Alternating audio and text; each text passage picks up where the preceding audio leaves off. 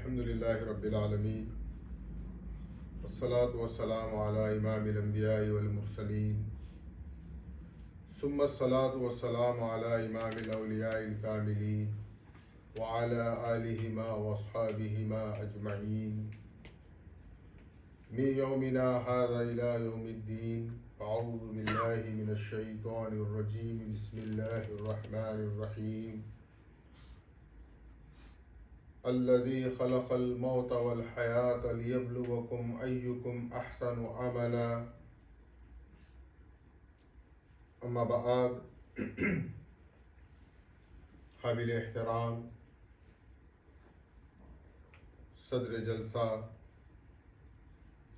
حضرت سید شاہ نور محمد صاحب قبلہ تشریف اللہ دامت برکاتہم و معزز دانشوران قوم مہدویہ، نوجوان دوستو، السلام علیکم ورحمۃ اللہ وبرکاتہ۔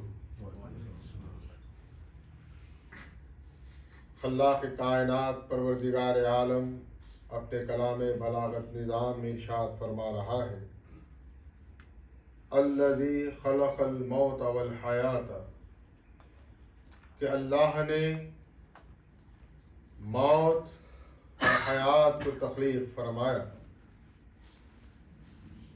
حیات کی تخلیق یہ ہماری سمجھ میں آتی ہے کہ اللہ نے حیات کو خلق کیا ہے، پیدا کیا ہے، لیکن قرآن کہہ رہا ہے کہ موت کے ساتھ پروردگار زندگی کے ساتھ پروردگار عالم نے موت کو بھی خلق کیا ہے۔ تو گویا یہ موت بھی دراصل ایک زندگی کا نام ہے۔ یہ زندگی ہماری کتنی ہے اس دنیا میں، اس کا کیا وقفہ ہے، اس کی کیا طوالت ہے، اس کو سمجھنے کے لیے آقا کونین احمد مجتبیٰ محمد مصطفیٰ صلی اللہ علیہ وسلم ایک مرتبہ اپنے اصحاب سے سوال کرتے ہیں کہ کیا کوئی بتا سکتا ہے کہ زندگی کا وقفہ کتنا ہے؟ کسی صحابی رسول نے عرض کیا کہ یا رسول اللہ صلی اللہ علیہ وسلم، زندگی اتنی ہے کہ اذان اور اقامت میں جو وقفہ ہے اس وقفے کا نام زندگی ہے۔ کسی اور صحابی نے کہا کہ نہیں یا رسول اللہ، زندگی کا وقفہ اتنا ہے کہ ایک سلام پھیرنے سے دوسرے سلام پھیرنے میں جو وقفہ ہے اس کا نام زندگی ہے۔ ہر ایک نے اپنی اپنی رائے پیش کی۔ آخر میں معلم انسانیت رحمت للعالمین باعث تکوین کون و مکان احمد مجتبیٰ محمد مصطفیٰ صلی اللہ علیہ وسلم نے ارشاد فرمایا، نہیں، زندگی صرف اتنی ہے، زندگی کا وقفہ اتنا ہے کہ پلک جھپکنے میں جو وقفہ ہوتا ہے اس کا نام زندگی ہے۔ اب اتنے قلیل وقفے کی زندگی کے لیے ہم کتنی جد و جہد اور کتنی تقدو کرتے ہیں، ہم غور کریں، جبکہ محمد الرسول اللہ صلی اللہ علیہ وسلم نے اس کو اتنا مختصر بیان فرمایا کہ پلک جھپکنے میں کیا وقت لگتا ہے۔ ہم بارہا یہ بات دیکھتے ہیں، لیکن ہم کبھی غور نہیں کرتے کہ ہمارے گھر میں اگر کوئی نومولود بچہ پیدا ہوتا ہے تو ہم بہت ہی مسرت کے ساتھ اس کے ایک کان میں اذان کہتے ہیں، دوسرے کان میں اقامت کہتے ہیں۔ کیا کبھی ہم نے غور کیا کہ اذان کہنے کے بعد آج موجودہ دور میں نماز کے لیے آپ کو 15 منٹ یا آدھے گھنٹے کا وقفہ دیا جاتا ہے، لیکن اقامت جب کہی جاتی ہے تو ابھی اقامت کے اختتامی کلمات ہوتے ہیں کہ امام تکبیر تحریمہ کہہ کر اللہ اکبر کہہ کر نماز کی رکعت کو باندھتا ہے۔ یہ بات ہم روزمرہ اپنی حیات میں دیکھتے ہیں، اذان بھی ہوتی ہے، اقامت بھی ہوتی ہے۔ آئیے جب نومولود بچہ پیدا ہوتا ہے تو ہم کیا کرتے ہیں؟ ایک کان میں اذان کہتے ہیں، دوسرے کان میں اقامت کہتے ہیں۔ اب آپ تصور کریں کہ نماز کے لیے اذان بھی ہو گئی، اقامت بھی ہو گئی۔ اب آپ سوچیں کہ جب میت ہو جاتی ہے، جب انسان اس دنیا سے گزر جاتا ہے تو نماز جنازہ ہم ضرور پڑھتے ہیں۔ کیا کبھی کسی نے کوئی مسلک ہو جائے، عالم اسلام کا کوئی فرقہ ہو جائے، آپ بتائیے کسی مسلک کسی فرقے میں نماز جنازہ کی بھی اذان ہوتی ہے؟ نماز جنازہ کی کوئی اذان کسی کے پاس نہیں ہے۔ کیا نماز جنازہ کی اقامت ہوتی ہے؟ کہتے تو نماز جنازہ ہے، صلاۃ الجنازہ کہتے ہیں، احادیث رسول مکرم میں صلاۃ الجنازہ کے الفاظ آئے ہیں۔ پھر کیا ہوتا ہے؟ نہ نماز جنازہ کے لیے اذان کہی جاتی ہے، نہ اقامت کہی جاتی ہے، سیدھے نماز ادا کی جاتی ہے۔ اور یہ بتایا جاتا ہے کہ جب تم دنیا میں آئے، آنکھ کھولے، اس وقت اذان بھی ہو گئی، اقامت بھی ہو گئی، بس اب نماز باقی رہ گئی ہے۔ تو یہ ہماری زندگی ہے، لیکن اس زندگی میں ہم اپنی خدمات کیا پیش کریں؟ شہزاد علی خان نے بہت اچھی بات کہی اپنی تقریر میں کہ ہر کوئی اپنے لیے جیتا ہے۔ رحمت علی خان کا سب سے بڑا وصف یہ تھا کہ وہ خود کے اپنے لیے کے علاوہ قوم کے لیے جیے ہیں۔ رحمت علی خان نہ صرف اپنی زندگی گزارے ہیں، قوم کو ایک نئی زندگی عطا کیے ہیں۔ رحمت علی خان کا یہ بہت بڑا کارنامہ ہے۔ شہزاد علی خان کے کلمات اور الفاظ سے میں اتفاق کرتا ہوں کہ ہم جیے تو خود کے لیے نہ جیے، بلکہ قوم، برادری، کمیونٹی کے لیے جیے۔ ہم اپنی سروس پیش کریں۔ ہر انسان کو اللہ نے خوبی دی ہے، ایسا نہیں ہے اللہ نے بعض کو دی ہے، اللہ ہر ایک کو خوبی عطا کرتا ہے۔ ہم اپنی خوبیوں کو لوگوں تک پہنچائیں، اور یہ ضروری نہیں ہے کہ خوبیاں محتاج علم کے۔ علم الگ ہے، خوبیاں الگ ہے۔ اللہ ہر انسان کو اپنی نعمت عطا فرماتا ہے اور دیکھتا ہے کہ یہ نعمت وہ اپنی دوسری مخلوق تک پہنچاتا ہے یا صرف خود کے لیے رکھتا ہے۔ آج ضرورت اس بات کی ہے کہ ہم اپنی خوبیوں سے اپنی کمیونٹی، اپنی برادری کو پہنچائیں۔ رحمت علی خان کی پوری زندگی اسی میں گزر گئی۔ انہوں نے قوم کو ایک مقام دیا، قوم کی ایک پہچان اس نارتھ امریکہ میں برقرار رکھی، قائم کی، اور لوگوں کو بتایا کہ ہماری قوم ایک زندہ قوم ہے۔ رحمت علی خان صاحب کے آپ نے حالات زندگی، جیسا کہ میرے برادر افضال احمد خان صاحب نے کہا، یا موجود افراد ہم دو سے زیادہ جانتے ہیں، لیکن آپ غور کریں کہ زندگی تو جیسی بھی انہوں نے گزاری، جو ان کی خدمات ہیں وہ آپ کے حافظے میں محفوظ ہے، لیکن دیکھیں انسان کی زندگی اس کے اپنے اختیار میں ہوتی ہے۔ یعنی اب میں چاہوں کہ میں بیٹھ جاؤں تو میں بیٹھ سکتا ہوں، یہ میرا اختیار ہے، لیکن میری موت میرے اختیار میں نہیں ہے۔ کب، کن حالات میں، کیسے موقع پر میری موت آ جائے، لیکن اگر کوئی اللہ کا برگزیدہ بندہ ہوتا ہے، اللہ کا کوئی محبوب بندہ ہوتا ہے، اور جب اس کی موت کا وقت آتا ہے اور اگر وہ موت لوگوں کو بتانا چاہتا ہے کہ یہ میرا ہے یا میرا نہیں ہے، تو اس کے موت کا جو حال رکھتا ہے اللہ، لوگوں کو ایک دعوت فکر دیتا ہے کہ یہ حالات ہے، دیکھو اس مرنے والے کے، جو اس بات پر دلالت کر رہے ہیں کہ میں اس سے راضی ہوں۔ رحمت علی خان کی موت، لوگ تمنا کرتے ہیں شب برات، شب مغفرت کی رات ہے۔ رحمت علی خان اپنی جگہ علیل ہے، بستر پر ہیں، لیکن انہیں احساس تو ہے کہ وہ اللہ کے بندے ہیں۔ آپ دیکھیں کہ اللہ نے ان پر کیسا کرم کیا ہے. ان کی موت ہمارے لیے سبق ہے، درس ہے. ہم محسوس کریں کہ وہ اللہ کے محبوب بندے ہیں. شب برات، مغفرت کی رات اور حسن اتفاق دیکھیں. نہ صرف شب برات شب مغفرت ہے بلکہ شب جمعہ بھی ہے.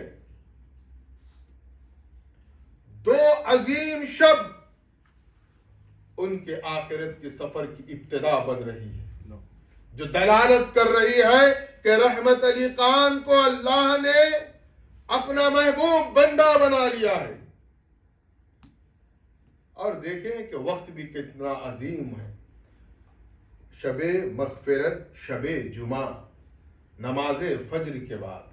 ابھی نماز جمعہ کے لیے لوگ تیاری کر رہے ہیں اور اللہ چاہتا ہے رحمت علی خان ہم تمہاری یہ تیاری کرتے ہیں کہ تم اس دار فانی سے کوچ کر کے دار البقا کی طرف آ جاؤ.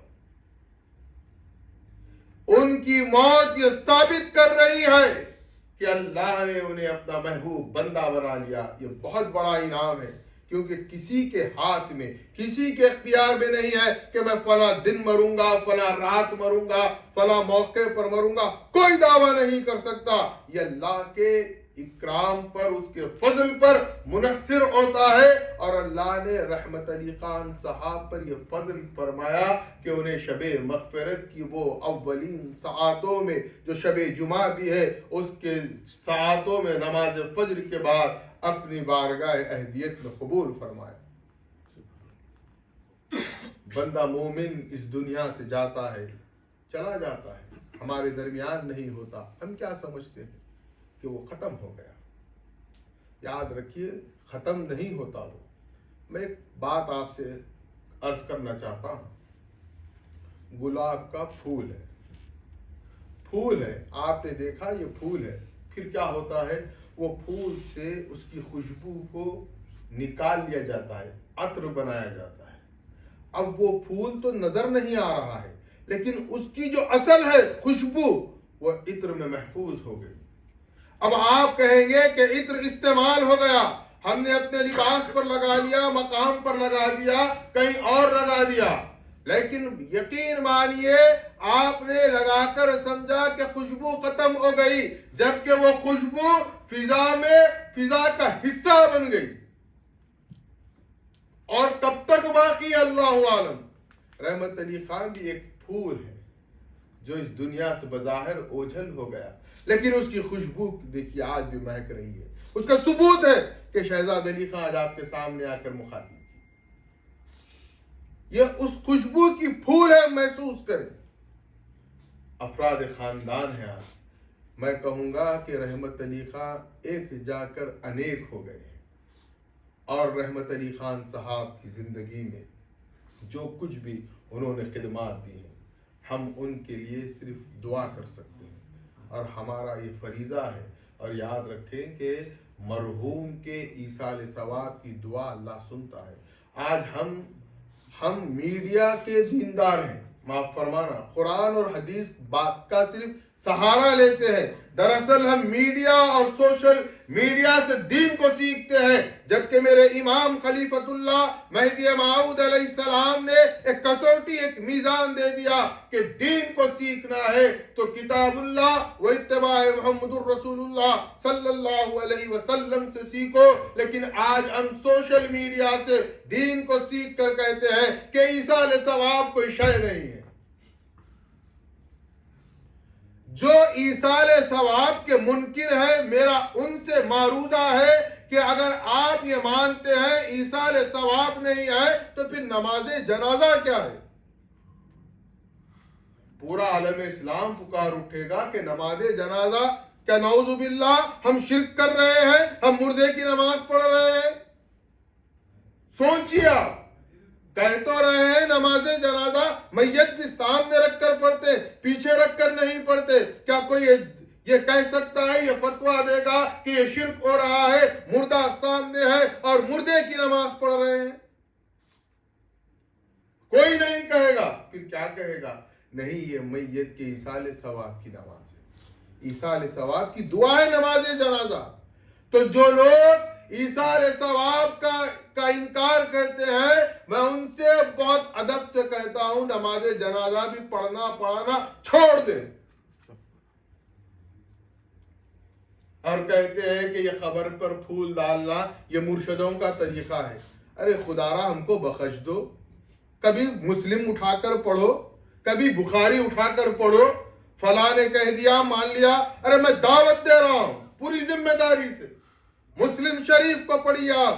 میرے آقا و مولا محمد الرسول اللہ صلی اللہ علیہ وسلم جب ایک مقام سے گزر رہے تھے تو آپ نے دیکھا کہ 2 قبروں پر عذاب الہی کے فرشتے مسلط تھے، ان پر عذاب ہو رہا تھا۔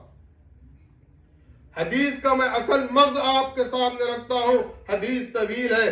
آپ نے اس قبر عذاب کی تخفیف کے لیے قریب میں موجود 2 سرخ ٹہنیاں، درخت کی ٹہنیوں کو قبر پر رکھ کر فاتحہ خوانی کی اور پلٹ کر آنے لگے تو اصحاب نے پوچھا یا رسول اللہ آپ نے قبر پر یہ 2 ٹہنیاں کیوں رکھی ہیں؟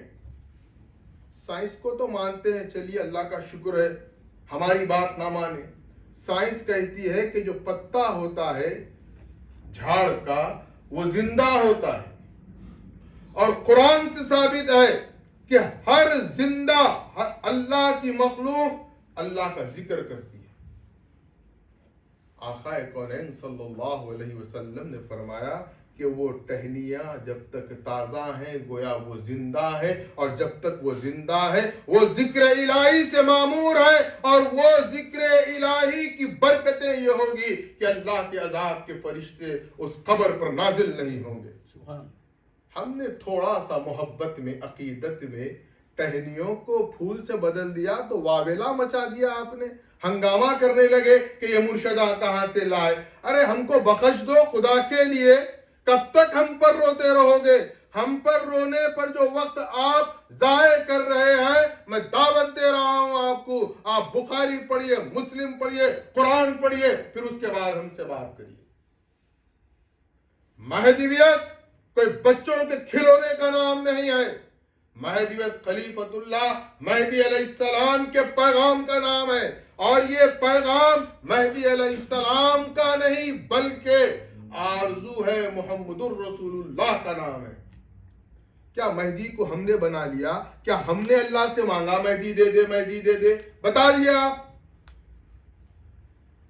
خاتم الانبیاء افضل الانبیاء محمد الرسول اللہ صلی اللہ علیہ وسلم نے مہدی کو اللہ سے مانگا ہے۔ کیسی امت ہے دیکھیے آپ، دعویٰ ہے عشق رسول کا، دعویٰ ہے نبی کے امتی ہونے کا، نبی ہمارا مانگ رہا ہے مہدی کو، اور امتی ہونے کے بعد ہم کہتے ہیں اب ہمیں مہدی کی ضرورت نہیں ہے، ہمارے پاس قرآن موجود ہے۔ نعوذ باللہ من ذالک، کیا رسول اللہ کو علم نہیں تھا قرآن رہنے والا ہے؟ اِنَّا نَحْنُ نَزَّلْنَا الذِّكْرَ وَإِنَّا لَهُ لَحَافِظُونَ، قرآن خود کہہ رہا ہے کہ اس کی حفاظت اللہ کرنے والا ہے، لیکن محمد الرسول اللہ نے امت کو ہلاکت سے بچانے کے لیے امام برحق امام مہدی کی آمد کی اطلاع دی، اور مہدی وہ عظیم ہستی ہے جس کو رسول اللہ نے اللہ سے مانگا ہے امت کو ہلاکت سے بچانے کے لیے۔ ہمارے ہو سکتا ہے آج کے حالات میں ہمارے کچھ افعال، کچھ اعمال ہم گمراہ ہو چکے ہیں، لیکن خدا را ہمیں کہیے، ہماری ذات کو کہیے، مہدویت کو نہیں کہہ سکتے۔ مہدویت کو کہنا گویا یہ ہے کہ آپ انڈائریکٹلی قرآن اور اتباع محمد صلی اللہ علیہ وسلم کو کہہ رہے ہیں۔ مہدی علیہ السلام نے، جیسا کہ ابھی آپ نے سنا کہ مہدی علیہ السلام کا مال لوٹ لیا گیا، آپ کے پاس جو کچھ تھا لوٹ لیا گیا، تو آپ نے جب پوچھا گیا کیا گیا ہے، کیا کتنا عظیم جواب ہے، آپ نے یہی کہا، آپ نے سنا ابھی، کل بھی خدا تھا اب بھی خدا ہے۔ اللہ اکبر اللہ اکبر، یہ مہدویت ہے۔ بتائیے کس مسلک میں، کس فرقے میں یہ پیغام آپ کو ملتا ہے؟ رحمت علی خان صاحب نے اس عظیم مہدویت کو اس سرزمین امریکہ پر دائم و قائم رکھنے کے لیے اپنے رفقا کے ساتھ، اپنے ہم مزاج افراد کے ساتھ اس یہاں پر ایک تنظیم قائم کی، لوگوں کو کہا کہ ہم اپنی شناخت نہیں مٹائیں گے، ہم سمجھتے ہیں کہ شناخت مٹا دیں گے تو بڑا کارنامہ کریں گے۔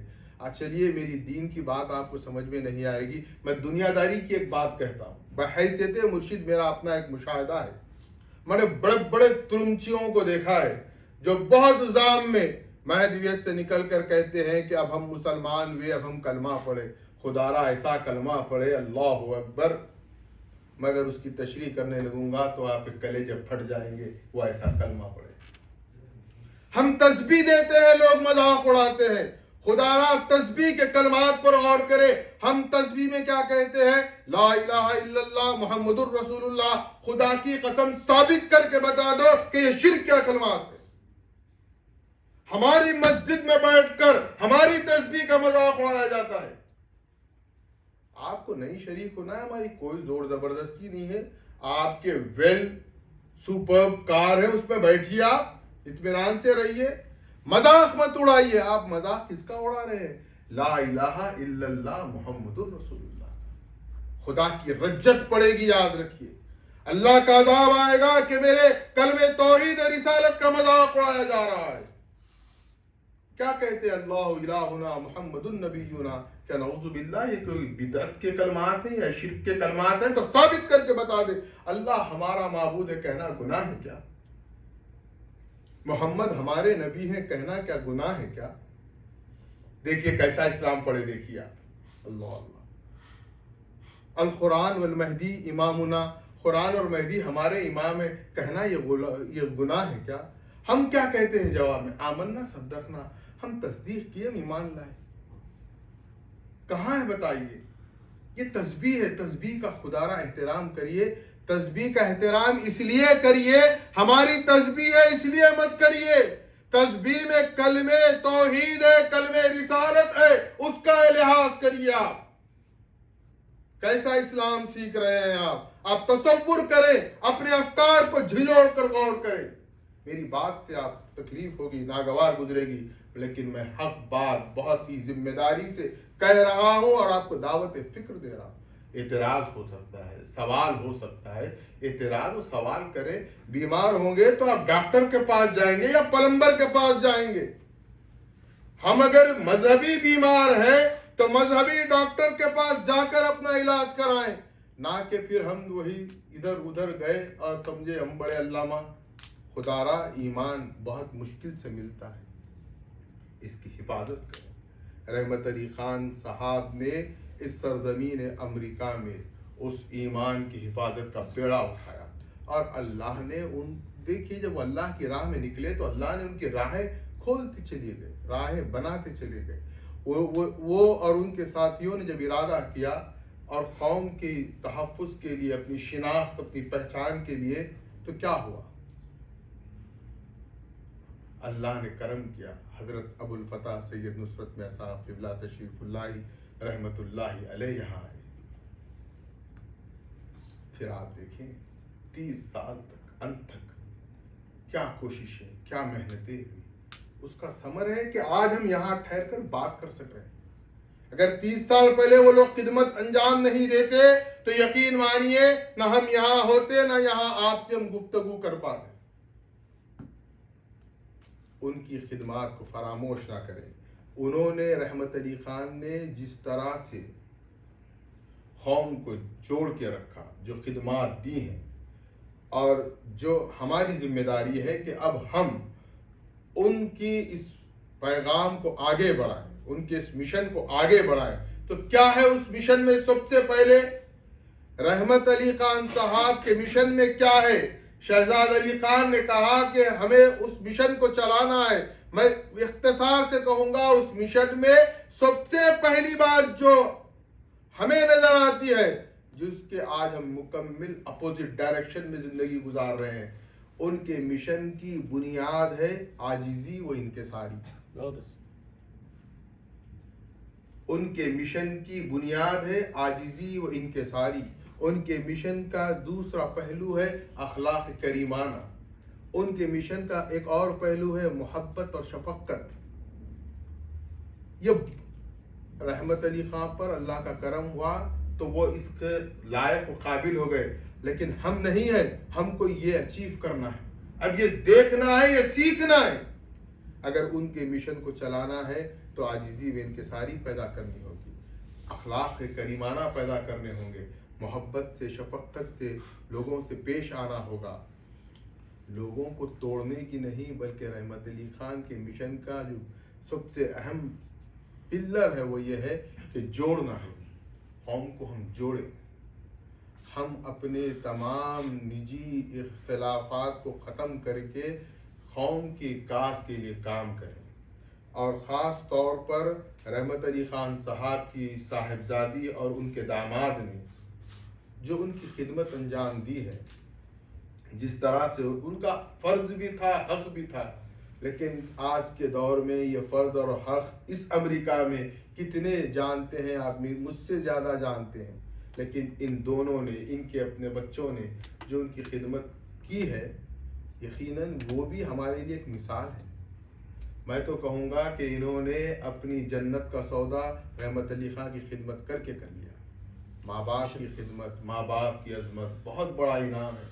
ہم سمجھتے ہیں اللہ سجدوں سے مل جائے گا، اللہ کعبے سے مل جائے گا، عمرے سے مل جائے گا، حج سے مل جائے گا، نہیں، اللہ تو اور جنت ماں باپ کی خدمت سے ملتی ہے۔ اللہ رب العزت سے میرا یہ معروضہ ہے کہ اللہ تعالیٰ رحمت علی خان صاحب کو اپنی جوار رحمت میں جگہ عطا فرمائے۔ وآخر دعوانا الحمد للہ رب العالمین۔